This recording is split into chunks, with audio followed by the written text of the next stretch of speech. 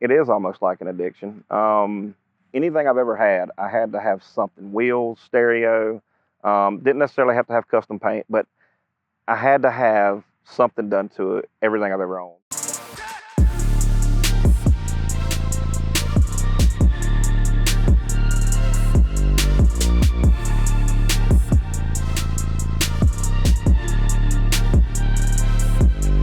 Randall from Mobile, Alabama. Acrophobia. This is my 2015 Chevrolet, known as Vanilla Ice. Well, my dad was into racing when I was born, of course, and he was from the 60s on up. He done drag cars, then got into round track, got into dirt cars, and then once my brother and I was born, we got into motorcycles and go-karts, and then it just escalated up into race cars and stuff. And when I was about 10, 11 years old, seen some magazines in one of the stores here local, and Lowrider magazine, mini truck and stuff like that, and got into the truck stuff. And then at 16, which was in 1993, I'm old, so I got my first Isuzu. It was a 92 Isuzu, and it was probably the ugliest truck you could find, but not because it was a Isuzu, it was a long wheelbase. So, but I put some Eagle 5 stars on it and rocked it out, and then ended up wrecking it a few months later, and then went and got my first Nissan Hardbody and started on it. Actually, my very first vehicle was a 944 Porsche Turbo, and I was 15 years old. My dad got it for me, and he owned a swimming pool company. So he took the car in as a little bit of a trade off of the pool, and gave me the car, and I got to drive it a little bit, but my brother got a hold to it, and of course he tore the transmission out of it, and then they fixed it and sold it, and then so I didn't really get to enjoy it that much. Pretty much, I had a 95 Nissan Hardbody SCV6, and ended up, it was just static drop, wire wheels, just the old school stuff. Had 12 12s in the back, had 12 punch 12 Pro Series with a punch 200 on each pair. Snug top, stuff like that. But as far as, I had hydraulics, I had a few cars with hydraulics. I had 3 Buick Regals, 2 Impalas. One of them really wasn't all that. It was a 4-door. It was actually a Bel Air, a 64 Bel Air. And then I got an SS Impala, but we ended up wrecking it, so I didn't get to build it before we wrecked it and tore it up. So got looking at the magazines when I was young. We started building, me and friends of mine started building little model cars and stuff like that, customizing model cars when we was young, and trucks and stuff. And then the show scene here wasn't really big as far as big shows and stuff like that. There was some around, but small caliber stuff. A good friend of mine, Robert Simmons, he owned Chaos Hydraulics here in Mobile back then, and he's the one who did all of our hydraulics on all of our trucks and cars back then. And I would travel with him, and we would go to different shows out of town and stuff like that. Whenever I met my wife, we hung out when we was teenagers, but we ended up started dating when we was in our early 20s, and then life happened, of course. Got married, had a couple of kids, so I got out of trucks and just focused on work.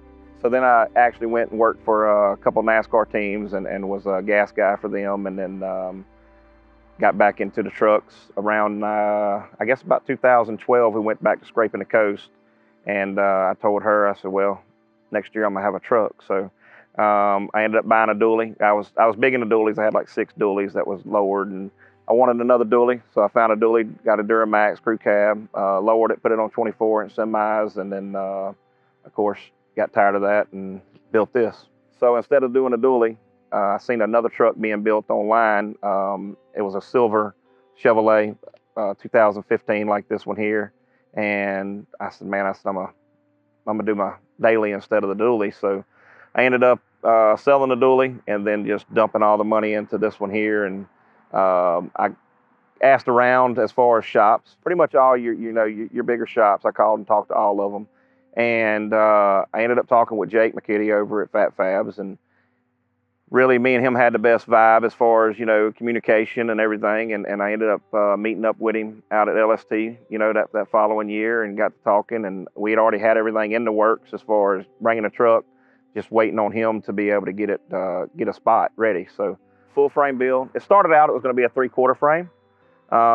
Once I got out there and talking to Jake, he wanted to do a full frame, and he was like, let's be the first full frame in this body style. So He taught me into it. Wasn't real hard. It was pretty easy to talk me into that. So they did a real good job on it. I have no complaints and would recommend them to anybody. Jason Sprengel at Sprengel Innovations in Belleville, Illinois.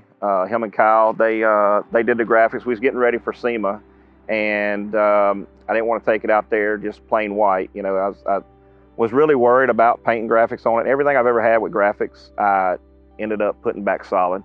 So my color choices, I wanted something very simple and just clean and sleek, but I wanted the old school mini truck vibe, if you will, you know, but I didn't want the, you know, fluorescent greens and yellows and oranges and, you know, all the bright colors on it. So we ended up getting together, me and KP got together and kind of went over different color designs and stuff like that, and done a rendering. And I had the rendering for like a year before I even got it painted, but I kept the rendering hush-hush and ended up taking it up there. And we changed a few things from what the rendering actually was, but it's pretty close.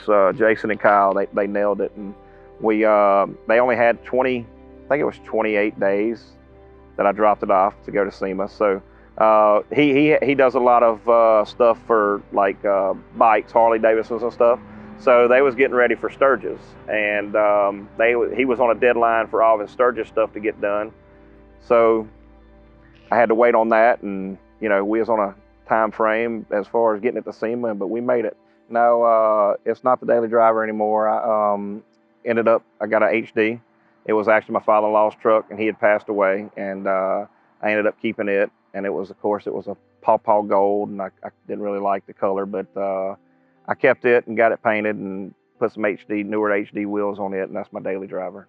The only thing I have stock right now is my Nissan because it's not built yet, but it's don't get driven until it's going to be done. So that's about it. My only stock vehicle that I technically own is my wife's truck. So that's it. You know, it is almost like an addiction. Anything I've ever had, I had to have something. Wheels, stereo, didn't necessarily have to have custom paint, but I had to have something done to it, everything I've ever owned. So I would say yes, it's more of an addiction than anything, to my opinion. We only live once, so we're just gonna live our best life and roll with it, you know. Can't take the money with us. My youngest boy is into bag trucks and lower trucks and lowriders, but my oldest one is into lifted. So, you know, I bought him when he was like 14 years old. I bought him a bagged and bodied Toyota extended cab. He didn't like it. He was like, oh, no, I want a lifted truck. So I said, all right. So I gave it to his brother, which was like 12 years old at the time. And then we kept it for a couple of years. And then it was just another buddy of mine. He come across, wanted to buy it. So I sold it to him. And I ended up getting my oldest boy when he turned 16, Chevrolet Tahoe. And then, of course, he wanted to lift it and put American Forces on it. And so I promised him if he'd drive it for 6 months, not curb none of the stock wheels, anything like that, keep it nice, and I would lift it for him and put American Forces underneath it, thinking that he would probably forget, that whole conversation. He didn't forget the whole conversation at all. So I ended up having to lift it. We actually did it in a week. We lifted it, painted it, put his Forces on there, and then went to OBI and debuted it at OBI for him. So he had a blast. One of my most favorite shows, Mini Nats.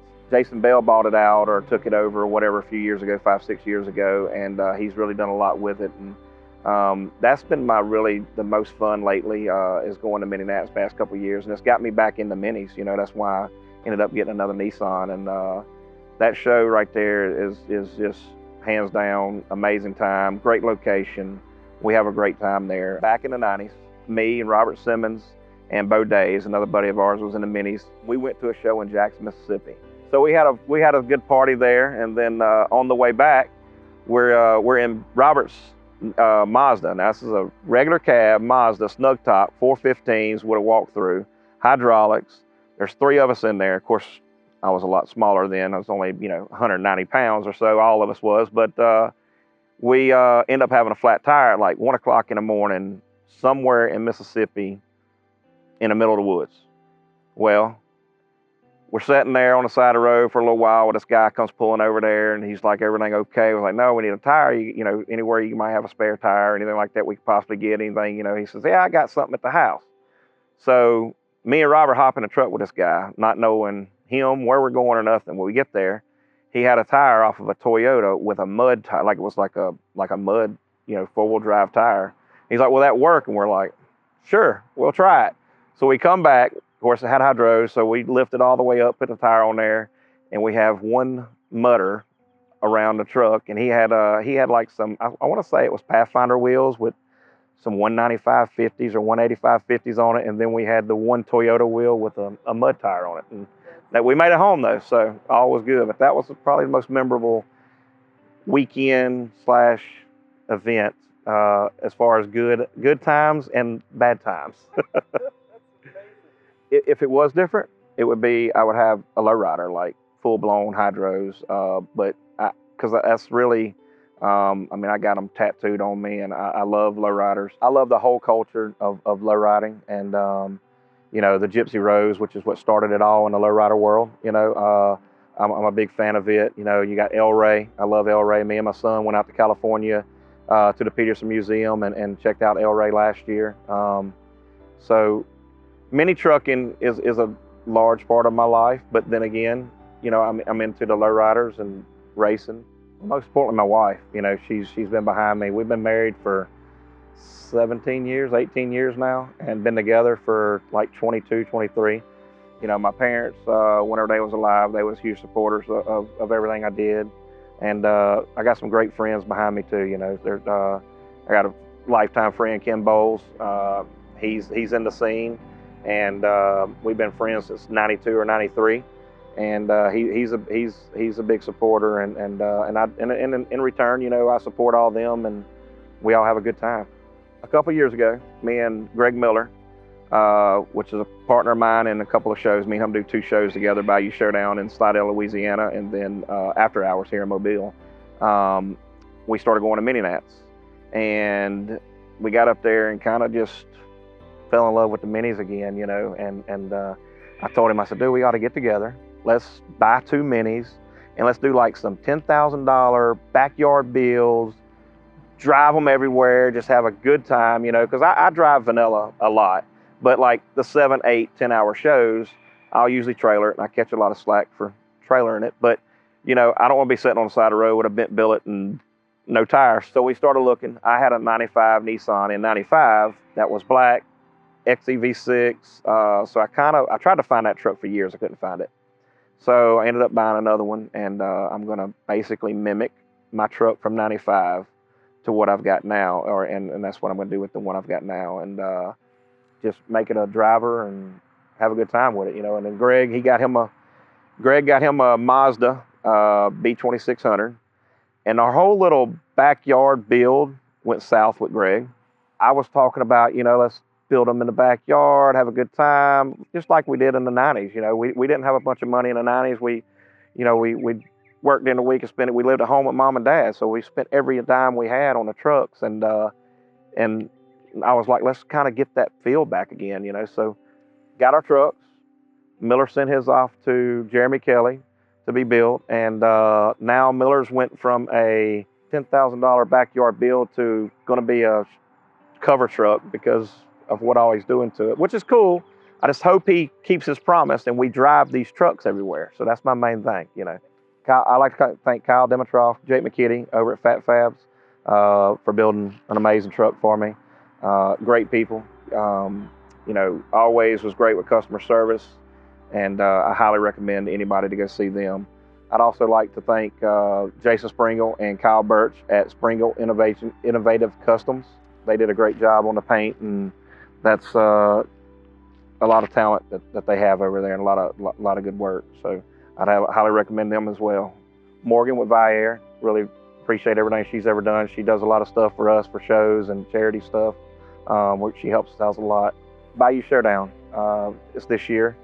It's going to be in Slidell, Louisiana. It's November the 15th through the 17th. We got indoor and outdoor. Great venue, beautiful place. We're open to all vehicles, you know, lowrider, bikes, bag trucks, everything, hot rods. And last year, for the first year last year, we had 337 entries, and we called for rain all weekend and everything, and we still had a good turnout. And this year is just going to be amazing. It's going to be a big blowout. We've had a lot of feedback on this show, and it's going to be a great show. Hope to see everybody out there. And on Bayou Showdown, you can go to Instagram and look at this Bayou Showdown show.